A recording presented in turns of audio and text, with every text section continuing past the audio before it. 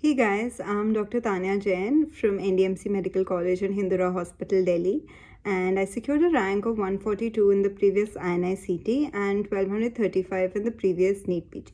So some of you requested for a hardcore schedule, so I'm making a 30-day revision cycle.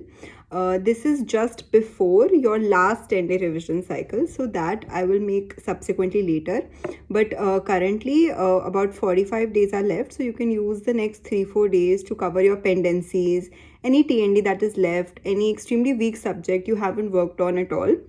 So just finish those pendencies and then start with a fresh 30-day cycle, because this will be the last complete cycle of all the subjects that you will be able to do. And this schedule I've made according to if I was going to give the exam this year. So you can use it as a rough draft, but it's better that you personalize it because everybody has their own weak areas and their own way in which they work. So it's better if you personalize it. Why you should make a schedule is I swear by schedules, all my prof years, all the exam delays and everything, because once you write all the dates and all the subjects, you realize just how much course you have, and you get a little bit of stress and anxiousness, and I've always used that in a positive way. So I work my best under a little bit of pressure. So this is the time to take that pressure and use all the remaining hours that you have into preparing for this exam. So this is your last ditch stand. Even if you have not done much previously, just go for it. This is the only chance that you have now for this year. So definitely start with a weak subject and or something that is a doable subject, and like just go all out with it. What you have to do in the revision cycle is definitely do the PYQs, and if you haven't done them right now, just finish with them. Last year, three previous year NEET PG especially should be done, and plus minus with 3 years AIMS, because sometimes direct repeats come, but if you don't have time, just go with NEET PG previous year questions. Then so you will get an idea what to hit on when you're actually doing your notes and TND. So more focus on TND because it would already be a discussion that has high yield topics. So you obviously won't be able to complete all your notes, but definitely you can complete your TND and just revise whatever notes you had made for that particular TND. But you will find some topics, if they're not in the TND, just refer to your notes. If you're just starting out, or there is some subject you haven't touched upon at all, or it's very very weak, just watch revision videos from any platform that you're comfortable. Like if you're comfortable with Marrow, watch their revision videos, watch their Delta MCQs. If you're comfortable with Prep, you can watch their RR. So just anything that you're comfortable with, just do those revision videos in that particular time. Thirdly, you have to do question bank. Because approximately 30 to 40% of your day should go in doing questions. So what to focus on is definitely any modules, important modules that have been pending. Like in biochem, you had not previously done, say, suppose protein metab module. So just finish with that. Then also revise your bookmarked and incorrect questions. So make a custom module and just go through them. If you are a Marrow user, you can use the pearls and just revise the pearls that you had bookmarked previously. And also try to give a subject test on any platform. Just it will give you confidence that you have gone through like lot of topics of that particular subject. Starting with the actual schedule, just start off with the GT. So I still talk to some people who have not yet given GTs. Guys, please just give them. There is no sidetracking them. You have to give GTs. Very very important.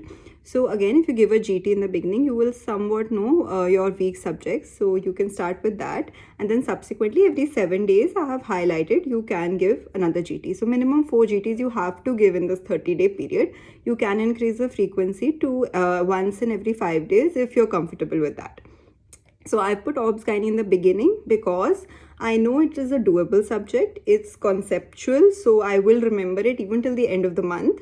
And also it's very very high yielding.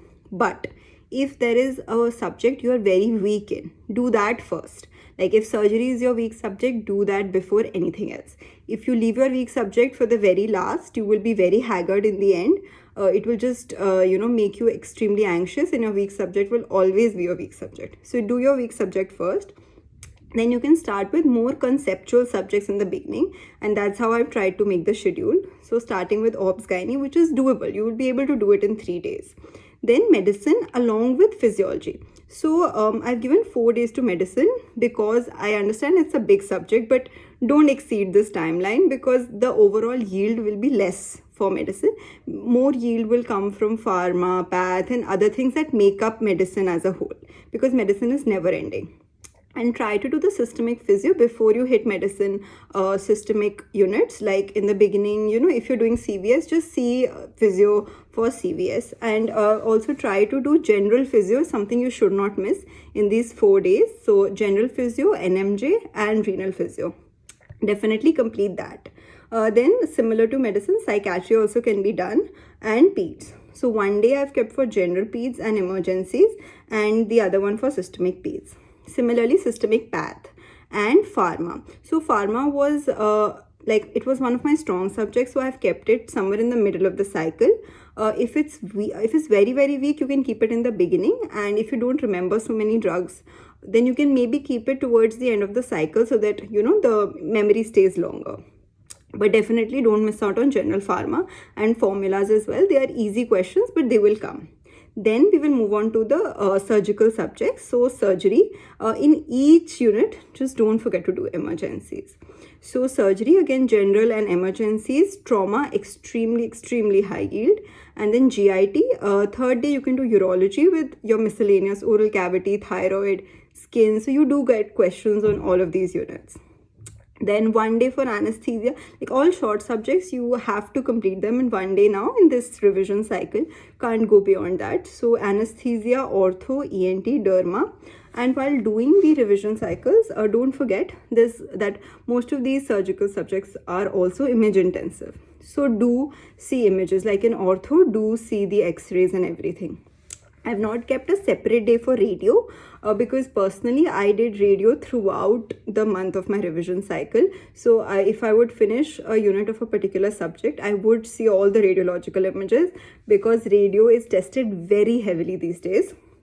So just go through that through the entire cycle. If you want to take out separate time, then I would suggest that you cut 1 day of obs gynae and do that if that's your strong subject.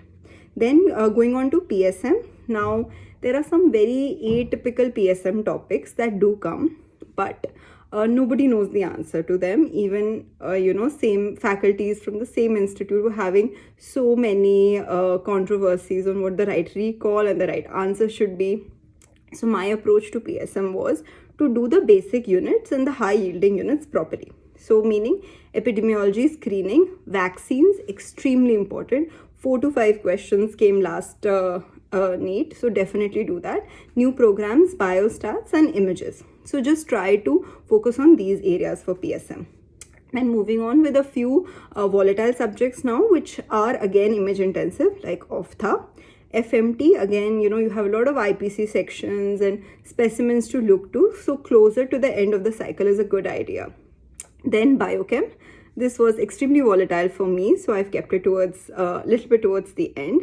Followed with micro. Again, focus more on mycology, parasito, and virology. And so bacteria and immuno I've just kept for 1 day. And lastly, your path, so your general path, and hemat, like all the translocations and all, it's, a question will come based on these. So just revise them at the end. The questions will be easy, they will be doable. You just need to have good memory for it. Finally, I've kept anatomy because it's very, very memory intensive, and I always just wanted to keep it at last and see everything again. So this is a rough 30-day schedule that you can follow, and the last 10 days, so from 2nd to about 11th, you can refer to my previous video as to what to do in these 10 days, but a detailed day by day schedule I'll make in some time soonish, hopefully.